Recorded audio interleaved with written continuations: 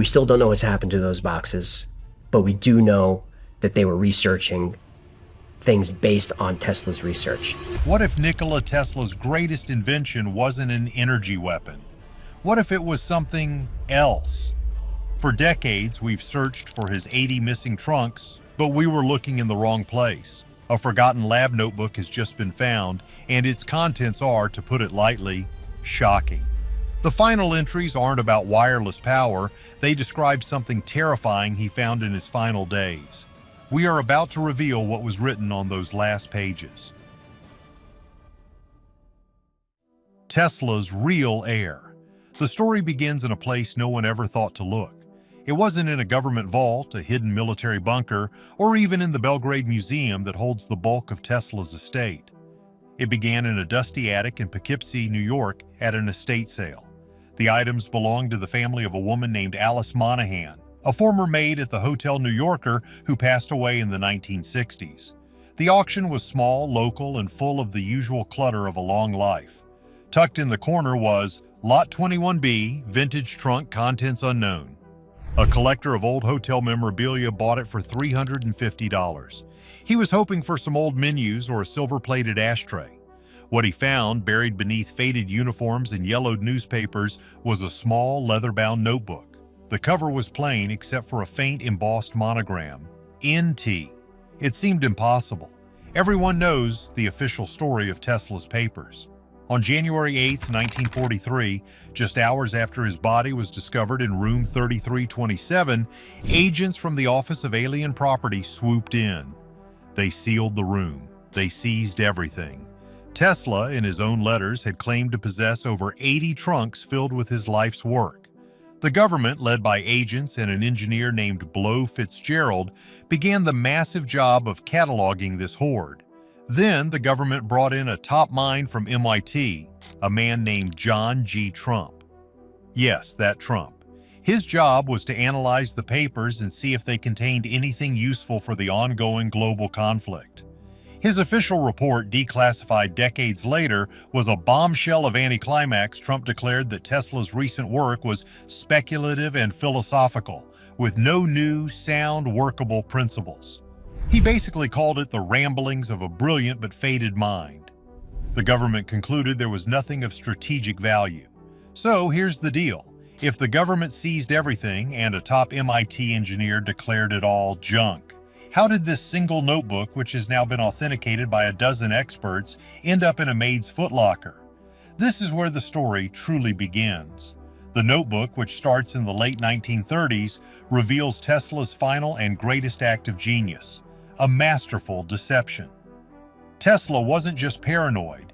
He knew he was being watched. The source material from the time, including recently released FBI files, confirms that the OSS, the precursor to the CIA, had agents living on his floor. His rivals hired private eyes. Foreign governments had spies tracking his every move. He knew that the moment he passed away, his work would be seized. So, he set a trap. The 80 trunks were a decoy, a brilliant, massive piece of misdirection. The notebook implies he spent his last years curating this junk collection. He filled those 80 trunks with his old known patents. He added thousands of pages of complex but intentionally flawed equations, informational booby traps designed to waste the time of any scientist who tried to steal his work. He packed them with his philosophical writings, his letters to the press, and his known turbine designs. He created a mountain of 80 trunks, a haystack so enormous that no one would ever suspect the real needle wasn't in it at all. John G. Trump's report wasn't a cover-up. It was the truth. He had analyzed a mountain of decoys and, just as Tesla planned, declared it all worthless. The government, satisfied, eventually released the junk to Tesla's nephew, which is why the 60 trunks in the Belgrade Museum today contain no world-ending secrets.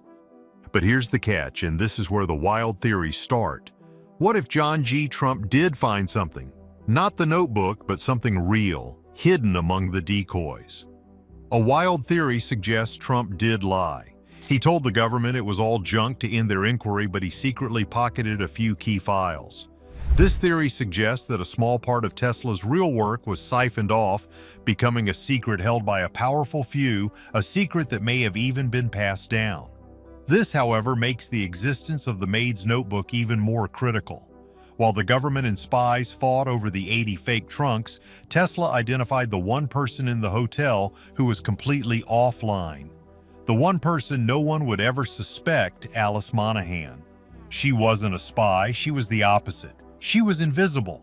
In his final days, he gave her the small leather notebook, telling her it was a book of poems and to keep it safe from the wolves. She likely had no idea what she was holding. She kept it as a strange memento from the kind, eccentric old man in room 3327. It was passed down through her family, a ticking time bomb of knowledge, its significance completely unknown until now. The first half of the notebook reveals the truth about his most famous failure. And the truth is, it wasn't a failure at all. What really happened at Wardenclyffe was covered up, but not for the reasons we think. The Freemason secret, Wardenclyffe. The name itself is a legend, a symbol of genius thwarted by corporate greed. We all know the story, Tesla's magnificent 187-foot tower on Long Island, designed to give the world free wireless energy. His backer, the titan of industry J.P. Morgan, financed it with $150,000, thinking it was just a radio tower. When Morgan found out Tesla wanted to make energy free as the air, he pulled the plug. The tower was torn down for scrap. A tragedy. Yeah, about that.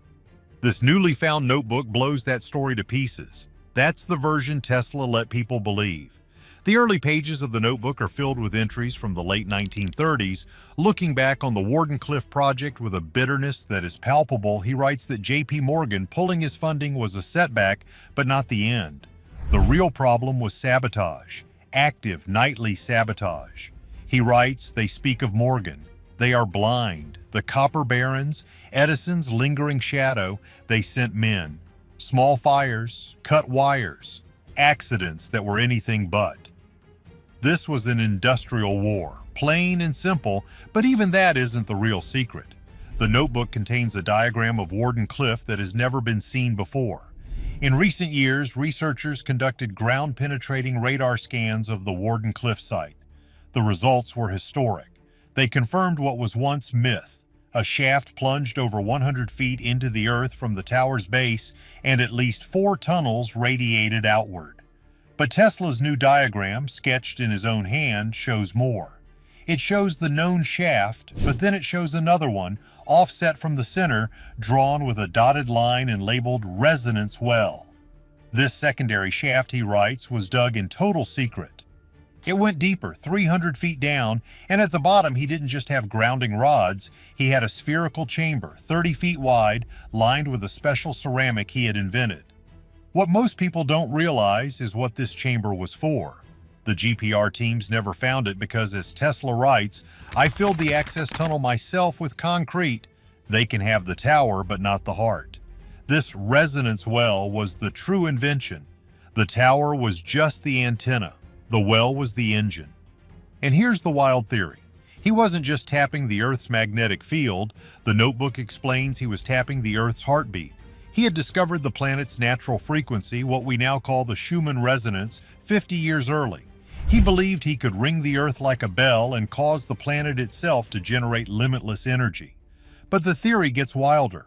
Some researchers believe Tesla was a proponent of the hollow Earth theory, and this well wasn't a power plant, it was a telephone. He was trying to communicate with whatever was inside. He claims he tested it, once, at low power. In a chilling entry, he describes the test. Power at 10%. The ground, Jimdab, it did not shake. It hummed. The trees for a mile glowed with a blue light. The air smelled of ozone. Then the pipes in the well began to crack. He had miscalculated. The power wasn't just being transmitted, it was being amplified by the Earth itself. He shut it down immediately. He realized a full power test wouldn't just power the globe, it might fracture the bedrock of the island. And this is what really scared J.P. Morgan. It wasn't the free energy. According to the notebook, Tesla, in a desperate plea for more funds, hinted at the true scale of his discovery. And this is where one of the wildest theories comes in. J.P. Morgan wasn't just a banker, he was rumored to be a high-level occultist, a member of secretive societies that dealt in forbidden knowledge. When Tesla described the blue light and the hum from below, Morgan didn't hear profit. He heard danger. He heard something unholy. The theory is that Morgan saw Tesla's well not as a generator, but as a gateway. That the blue light wasn't just ionized air, it was a small dimensional rift. Morgan, terrified that Tesla was about to accidentally summon something, not only pulled his funding but actively worked to bury the project, labeling Tesla a madman to ensure no one would ever fund him again. Wardenclyffe wasn't a failure. It was a terrifying success that was so powerful its own inventor had to help hide it. But what he learned from it, he took with him. And he would use that knowledge to design the most terrifying weapon ever conceived. The Soviet deception. After the Wardenclyffe failure, Tesla's public life went dark. He became the eccentric recluse of the New Yorker hotel. But in the 1930s, as the world marched toward another global conflict, he made a shocking announcement. He claimed to have invented a particle beam weapon called Telforce. The press, in a frenzy, dubbed it the Death Ray. He claimed it could neutralize entire armies and fleets of aircraft from 250 miles away. He offered it to the US, the UK, and even the Soviet Union. The official story is that the Soviets paid him $25,000 for the plans, but they were incomplete and no prototype was ever built. This notebook confirms that was another even more brilliant lie. The middle section of the journal is packed with calculations under a single heading, the Resonance Project. It starts with the math for his Telforce, and get this, it was never a particle beam. That was just misdirection for the spies and the press. He knew his rivals were thinking about crude rays that shoot energy. Tesla's idea was decades more advanced. It wasn't a beam, it was a wave. The notebook details a device that didn't shoot particles. It transmitted a complex, high-frequency vibration, an oscillation. He had discovered that every single man-made object has a unique resonant frequency. Wood, steel, glass, even the components of an engine. His Telforce was basically a highly tunable resonance generator. He could tune his machine to the precise frequency of, say, the steel in an enemy battleship's hull. He writes, "It is not a death ray, it is a disassembler."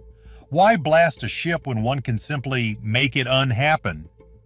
A vibration, no louder than a hum, and the steel will lose its integrity. The bolts will shear. The engine will crumble to dust. It is not destruction, it is decreation. He wasn't talking about a weapon. He was talking about a delete button for reality. And this is where the notebook connects to one of the wildest and most terrifying conspiracy theories of the 20th century. The Philadelphia Experiment. The legend is that in 1943, the U.S. Navy tried to make the destroyer USS Eldridge invisible to radar. The experiment went horribly wrong. The ship supposedly teleported and sailors were found fused to the bulkheads, driven insane. It has always been dismissed as a hoax, but this notebook provides the missing physics. A wild but compelling theory states that the military did get some of Tesla's real notes, maybe a plant in the 80 trunks decoy, and they tried to replicate his resonance weapon. But they were clumsy. They didn't have the master's touch. They got the frequency wrong. They didn't just try to make the ship invisible to radar, they accidentally turned Tesla's disassembler on the ship and the crew, temporarily unhappening them from physical reality with disastrous results. This notebook is the missing manual for that entire catastrophe, but even that wasn't the main goal. That was just what he told governments. The Telforce calculations stop and a new set begins. He realized this resonance technology had a much stranger application. He writes, the same resonance that can shatter steel can amplify thought. He believed the human brain was just a small electrical receiver. He was convinced he could build a machine to amplify brainwaves. This too has ties to modern theories about HAARP or 5G, the idea that frequencies can influence thought. Tesla was there first. And this brings us to the pigeons. The press called him a lonely, crazy old man feeding birds at his window. The notebook reveals the terrifying truth: he wasn't feeding them. He was using them. The theory is that his consciousness amplifier was real and he was using the birds as receivers. But it's wilder than that. He wasn't just communicating with them. He was testing a biological surveillance network. He was using his resonance field to tap into the pigeons' optic nerves. He was, in effect, seeing what they saw. He was the world's first drone operator with thousands of biological drones flying over New York. His paranoia wasn't paranoia. He knew the agents were watching his room because he was watching them from 1,000 feet in the air through the eyes of a pigeon. He was running these experiments from room 3327 using the hotel's massive private power plant. But one night he pushed the power too high and he didn't just connect with the pigeons. He writes that for a few terrifying seconds he connected with something else. Tesla's ascension. The final 10 pages of the notebook are different. The script, once precise, becomes a shaky, frantic scrawl. The entries are from the last weeks of his life, in the cold winter of 1942. This is the part of the notebook that explains his final, terrifying secret. It all starts with one entry. December 12, 1942. I have made a terrible mistake. The resonance is not one way. This is the core of the terror. His Telforce oscillator, his consciousness amplifier, was at its heart a transmitter. He had spent his life trying to send signals, to send power, to send messages to Mars. He never properly considered what it would mean to receive a reply. On that December night, he ran his machine from his room. He was trying to create a global hum, a resonance field. He turned the power up, drawing juice from the hotel's massive DC generators. The lights in his room dimmed, the air crackled with ozone, and he got a response. He writes, "It was not a voice, it was not code, it was math, a harmonic, a vibration inside my own frequency. It was not from Earth. It rode my own signal back, like a wave returning to the shore, but it brought something with it." The man who had spent his life in supreme confidence was, for the first time, terrified. He shut down the machine, but he wrote, "It does not stop, I can still feel it, a low vibration. The birds are frantic, they will not land on the sill, they know." What was this harmonic? This is where the theory becomes truly wild, almost Lovecraftian. Tesla, in his notes, speculates that it was a sentient pattern, a form of non-biological life from another dimension or deep space that exists as pure frequency. His machine, his consciousness amplifier, wasn't a telephone. It was a door, and he had just shown this entity where the key was. He believed this harmonic entity was non-physical, but it was learning. It was tuning itself to our world. In his final entries, he describes the physics of his hotel room beginning to fail. He writes, "It is learning. The resonance is stronger. It knows the frequency of the rock, the water, the glass. It is happening the glass in my window." The source material from the hotel at the time includes housekeeping reports of strange cracks in his window, even though the weather was calm. But Tesla's description is more terrifying. He writes that the glass wasn't just cracking, it was momentarily liquefying and reforming as the entity tested the frequency of silicon. The unhappening was a literal physical process. The laws of physics were breaking down in room 3327. He was terrified that if it ever learned the frequency of human consciousness, it would be all over. His final chilling words in the notebook are, "I must break the machine, I must break the resonance. I must unhappen myself. It is the only way to cut the signal." And then the notebook ends. A few days later, on January 7th, Alice Monahan, the maid, found him. The official report says coronary thrombosis, a natural passing. This notebook screams otherwise. What does it mean to unhappen oneself? Here, the theory split into two terrifying paths. The first is that Tesla, in a final desperate act, used his own disassembler on himself and his machine. He set the frequency, overloaded the power from the hotel's core, and in one blinding flash, vaporized himself and his device, cutting the connection.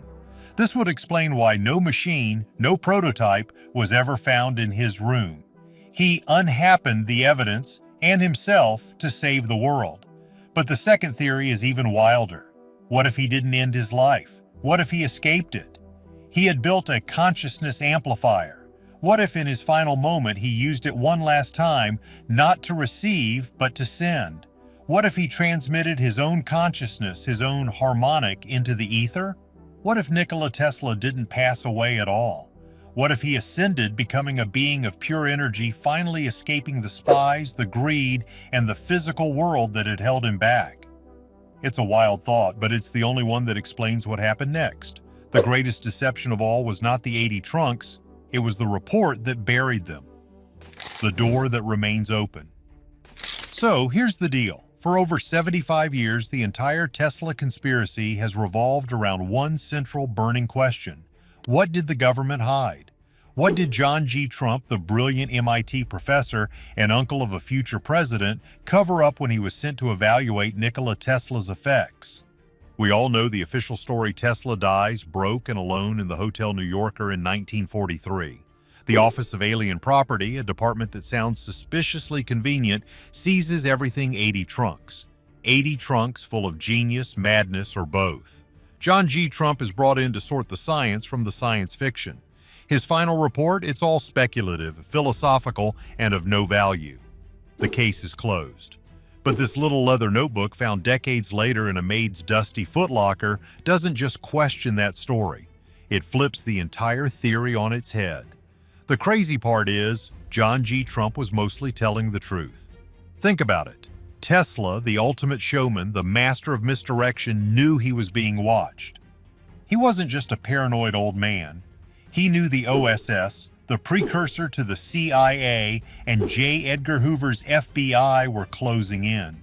He knew his ideas weren't just revolutionary, they were dangerous. So he created the ultimate decoy, the ultimate magic trick. The 80 trunks were real, but he filled them with clutter. Decades of old patents, flawed equations that led to dead ends, philosophical ramblings about pigeons and the cosmos. He created a haystack of 80 trunks, knowing the government, with its bureaucratic brute force, would spend years, decades even, searching for a needle. But there was no needle. The needle, this notebook, was never ever in the trunks.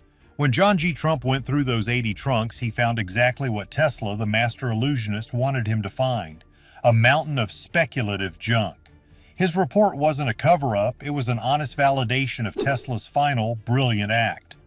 The government seized the decoys, and the real priceless secret, the actual work, was smuggled out by a hotel maid named Alice Monahan. This is where the wild theory comes back harder than ever. Because there are two ways this could have gone. What if Trump did lie? Not about the 80 trunks. He was right, they were 99% junk. But what if among the 80 trunks of decoys, Tesla hid one real file? Just one. A test. A single thin folder slipped between rambling manuscripts. Perhaps the real Telforce plans, the ones that allegedly led to the Philadelphia experiment. This theory, the darker one, goes that John G. Trump found this one file. He wasn't just an MIT professor, he was a top-level government consultant. He recognized its power instantly. He told the government the trunks were all junk, which was mostly true, to close the investigation. But he secretly passed that one file to a shadow element of the military. Or as the wildest version of the theory claims, he kept it. He understood it. This single file, this piece of Tesla's real magic, became a secret held by a select few, a technological advantage that has been influencing events for decades. It became a piece of forbidden knowledge, a technological ace in the hole held by one of America's most prominent families, passed down as a dark inheritance. This makes Alice Monahan, the maid, the most important person in the story. In one theory, she was the only person Tesla could trust. Precisely because she was a normal person, she was the unwitting courier who smuggled the most dangerous notebook, the real one, out of the hotel, right under the noses of the FBI. But a new theory whispers, what if she wasn't unwitting? What if this simple maid was a Serbian loyalist, a deep cover agent, or perhaps a member of a secret society? A guardian tasked with protecting Tesla's true legacy from everyone, including the US government? It's a wild thought. But in Tesla's world, what isn't? Either way, this notebook is the missing key. The first half, with the resonance well, provides a new, terrifying roadmap to wireless energy. It's not just free power, it's a blueprint for tapping the Earth's own resonant frequency. A power source that could also be a weapon, capable of triggering earthquakes at will. Think HARP, but on an analog planetary scale. The second half is even stranger. The disassembler isn't a ray gun, it's a frequency emitter, the real death ray capable of vibrating any material, steel, concrete, even human tissue, until it simply falls apart. And the pigeon drones? Tesla's obsession with pigeons wasn't just eccentric, the notes suggest plans for biomechanical surveillance. Miniature flapping drones capable of carrying messages or even payloads created in the 1940s. But it's the final 10 pages that are the real legacy. They are a warning that has been sitting in an attic for over 80 years. Tesla, the man who wanted to give us free power, ended up believing he had opened a door that should have remained locked. He spent his final days not as a failed inventor, but as a silent guardian. His later experiments weren't just about transmitting power, he was transmitting thought. He was trying to create a global network, and in doing so, something answered back. The notes describe an intelligence, a harmonic entity that doesn't live in our space but alongside it in the very frequencies he was manipulating. He realized he hadn't built a power station, he'd built a beacon. He'd rung a doorbell on a cosmic scale, and he was terrified of what was on the other side. He believed he had found a god or a demon living in the static between radio signals. He spent his final days protecting humanity from this harmonic entity he was terrified to have discovered.